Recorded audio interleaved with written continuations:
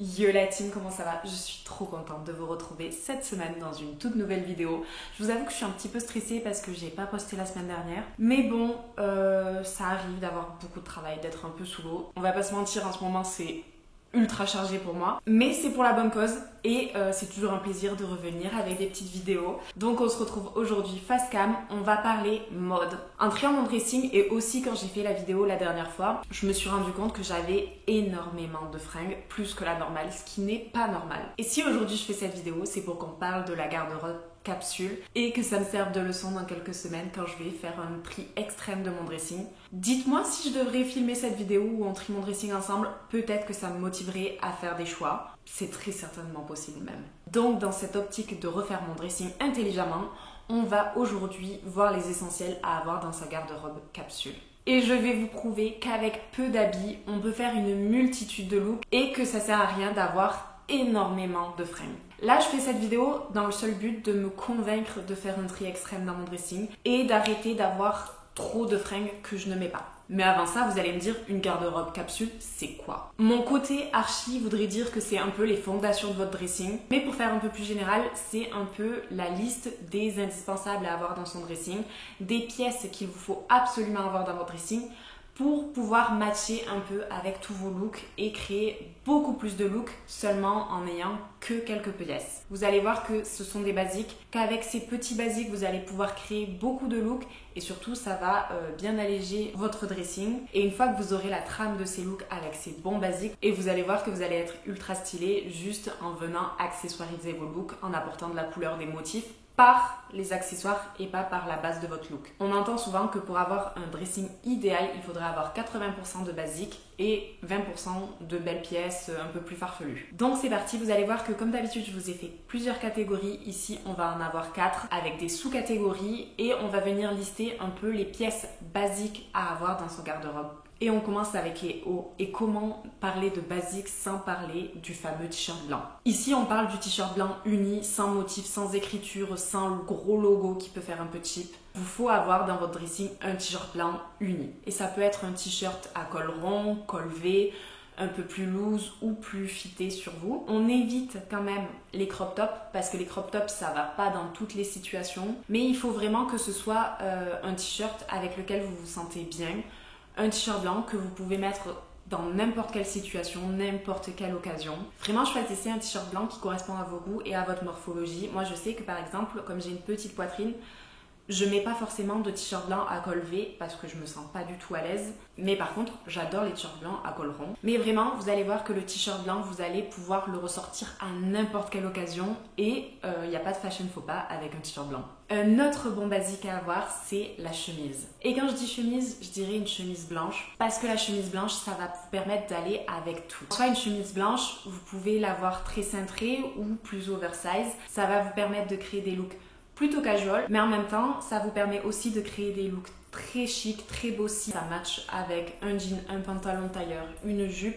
Ça match même avec le t-shirt blanc si vous la laissez ouverte, ça fait très sympa. Et en soi, la chemise blanche, vous pouvez investir dans un beau modèle qui a de la tenue parce que ça, vous allez jamais vous en séparer. Moi, je sais que j'ai une chemise qui date de il y a des années et elle n'a pas bougé. Je la mets tout le temps. Si vous en avez un petit peu marre du blanc et que vous voulez apporter un peu de couleur, je vous conseillerais de partir sur un bleu ciel. Ça aussi, ça reste très chic et pareil, ça ira très bien avec un jean ou un pantalon tailleur. Par contre, je vous déconseillerais de partir sur des chemises avec des motifs ou des grosses rayures. Si vous voulez vraiment apporter un peu de peps, misez sur les fines rayures, ça reste très chic. On est encore au printemps, certes les beaux jours reviennent, mais il continue de faire un peu frisqué. On n'est pas totalement en plein été.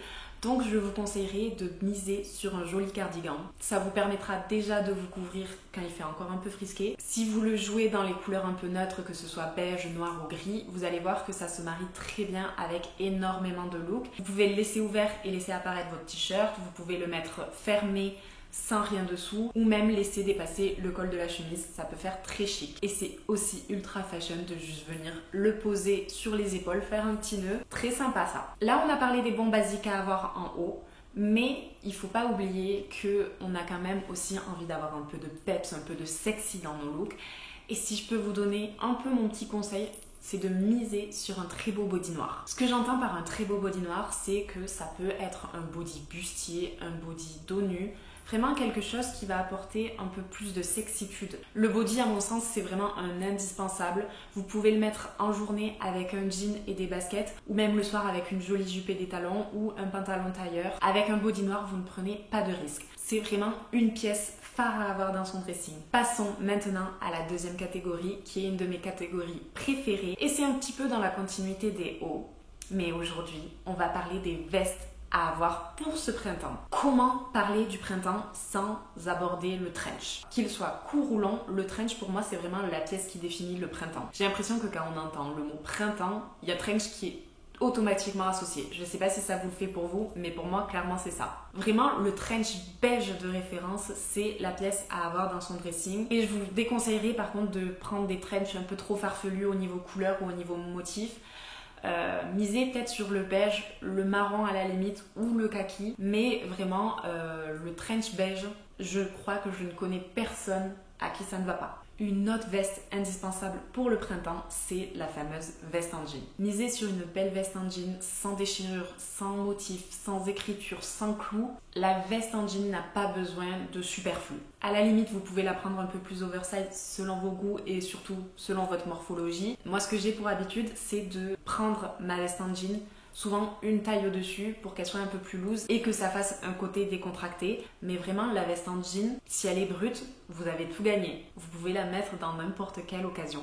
Et dans cette partie veste, comment ne pas parler des blazers? Ça, le blazer, je vous dirais de miser pareil sur du noir ou du beige, même si je vous avoue que le noir, je trouve ça un peu boring, donc j'opte souvent pour un blazer beige ou camel. Et vraiment, avec un blazer comme ça s'harmonise avec tout, que ce soit du blanc, du noir ou même du jean, ça peut faire très sympa. Troisième catégorie, maintenant on va parler des bas.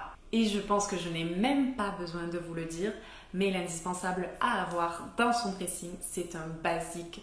C'est le jean brut. Pour ce qui est de la forme, je vous l'apprends pas, ça va dépendre de vos goûts et de votre morphologie. Mais par contre, si je peux vous donner mon conseil, c'est vraiment éviter les délavages. Les jeans troués, c'est à proscrire. C'est pas du tout tendance et surtout, ça va donner un côté négligé. Et si vous voulez pas ressembler à votre ex que vous avez lourdé parce que justement il mettait des jeans troués, écoutez les filles, prenez un jean brut. Le plus simple possible, ça ira avec tout. Vous allez pouvoir le porter dans plein de looks différents, que ce soit avec des baskets, des mocassins, des talons. Le jean, ça passe avec tout. Le deuxième indispensable à avoir dans sa garde-robe, c'est bien sûr le pantalon tailleur. Alors je vous avoue que moi, depuis que j'ai pris du poids, et particulièrement des fesses, je porte beaucoup moins de jeans, mais par contre, je porte énormément de pantalons tailleurs. En fait, le pantalon de costume, de par sa matière, il va être beaucoup plus agréable à porter qu'un jean. Alors certes, ça fait un look très bossy, très chic, mais vous allez voir que si vous le mettez par exemple avec un petit t-shirt blanc, des baskets, ça reste décontracté, mais en même temps très chic. Le pantalon de costume, c'est beau quand c'est dans des coloris noirs, beige, gris. Misez peut-être sur un pantalon un peu plus large, fluide, évasé, qui va donner du caractère à votre look. Et après, ce sera à vous de jouer, par exemple de le mixer avec un t-shirt blanc et des baskets, et vous allez voir que le look peut passer partout dans n'importe quelle situation. Au printemps, il commence à faire beau, donc on a envie de ressortir les gambettes à l'air. Et pour le printemps, je vous dirais de miser sur une jupe longue. Moi, ce que j'aime beaucoup en ce moment, c'est les longues jupes noires, qu'elles soient en coton ou satinées. Une belle jupe longue, c'est un peu comme le pantalon de costume, ça va avec tout. Et la jupe longue, ça va vous permettre aussi de faire la transition entre l'hiver et l'été ressortir vos mini-jupes qu'on adore aussi. Si vous avez peur que les jupes longues fassent un petit côté mamie, je vous conseillerais de la prendre un peu évasée et pas forcément qui arrive au niveau de la cheville, mais peut-être légèrement plus haut à mi-mollet. Et de mixer ça avec des baskets ou des mocassins ou même des talons, c'est super beau. Vous allez pouvoir mixer ça avec un joli t-shirt rentré dedans pour venir ceinturer le look, ou même une chemise qui sera rentrée dedans, ou même encore, vous pouvez laisser la chemise loose au-dessus et ça donne un côté un peu street à mixer avec des mocassins et des chaussettes montantes blanches. J'ai la vision, j'ai la DA. J'adore. Passons à la dernière catégorie et là on va parler de mon péché mignon, les chaussures. J'ai eu du mal à me limiter, mais je vous ai choisi 3 sous-catégories et on va s'en tenir là parce que sinon je vais partir dans tous les sens. Commençons par les mocassins. C'est vraiment une paire qui je trouve est sous-cotée. Quoique maintenant ça revient un petit peu à la mode, mais les mocassins, il n'y a rien de plus agréable à porter. Les mocassins, misez sur du noir, à la limite peut-être du marron, mais pas de couleur superflue, pas besoin d'avoir des grosses boucles ou des grosses chaînes sur vos mocassins. Vraiment, le mocassin basique noir, il passe avec tout. Imaginez juste un look, vous êtes avec votre jean brut, une chemise et vous mettez vos petits mocassins, c'est super beau. La deuxième paire à avoir, et ça va être un peu controversé parce que c'est pas forcément la tendance du moment, mais une paire de baskets blanches. Oui, je sais qu'en ce moment, on voit que des baskets ultra farfelues, ultra colorées. C'est très beau, mais la saison prochaine, on pourra plus les mettre. Tandis que vous investissez dans une jolie paire de baskets blanches, à la limite, si vous voulez apporter un peu de couleur à vos baskets parce que vous les trouvez trop blanches, vous changez juste les lacets, vous mettez des lacets colorés ou même des gris-gris au niveau des lacets. Très très sympa. Mais vraiment une belle paire de baskets blanches, vous pouvez la mettre dans n'importe quelle situation. Et pour finir dans cette catégorie, pour les filles qui mettent un peu plus de talons, moi c'est mon objectif en 2025, je prends mon temps. C'est compliqué de porter des talons, mais d'avoir une belle paire d'escarpins noirs. De suite, ça va apporter une prestance et dans la vie de tous les jours, t'es en jean avec des escarpins noirs, mais magnifique. Maintenant qu'on vient de lister tous vos basiques à avoir dans votre garde-robe, ça va être à votre tour de venir jouer avec tous les basiques qu'on a parlé, de créer vos looks, de les composer, de faire quelque chose en fonction de la situation dans laquelle vous allez vous trouver, de venir les pimper et de venir donner du caractère à vos looks et de venir les accessoiriser. Et je vais pas faire une catégorie sur les accessoires, mais juste vous donner 2 petits accessoires qui pour moi semblent en fait indispensables et un petit peu sous-côté. La ceinture par exemple, c'est tellement sous-côté et pourtant tellement chic et qui donne tellement de caractère à un look. Ça finit un look et je suis la première à ne pas mettre assez de ceinture alors que ça fait toute la différence sur un look. Une jolie ceinture noire au camel, c'est quelque chose qui va apporter de la valeur à votre look, le rendre un peu plus péchu et je pense que je ne suis pas la seule le matin à oublier de mettre des ceintures alors que c'est quand même très sympa. Si je peux vous donner une astuce que maintenant j'ai prise, c'est que dès que dans votre pantalon il y a des passants, mettez une ceinture. C'est une obligation, vous mettez une ceinture dès que votre pantalon il a des passants. On s'est compris? On le fait? Go! Qui dit printemps dit retour du soleil pour mon plus grand plaisir. Donc n'oubliez pas de porter des lunettes de soleil. Pas besoin d'une paire ultra farfelue, ultra colorée avec des motifs exubérants. Vraiment une jolie paire noire ou écaille, c'est magnifique. Et de suite votre look, ça fera ultra star. Pour finir votre garde-robe capsule, comment ne pas parler des sacs? Et là, jouez la stratégique. Je vous dirais d'opter pour un sac noir ou marron. Pour ce qui est de la taille du sac, là ce sera à voir avec vos usages, vos goûts. Mais peut-être, si je peux donner un conseil, c'est de ne pas partir sur un sac trop imposant, trop gros, ni trop petit. Si vous voulez un sac noir utile, basique, qui va avec tout, peut-être prenez une taille moyenne, mais ne misez pas sur du trop petit, où au final vous ne pouvez pas mettre votre étui à lunettes ou autre. Ou si vous misez sur un sac trop gros, le soir ça vous fait chier parce qu'en soirée, tu le mets où?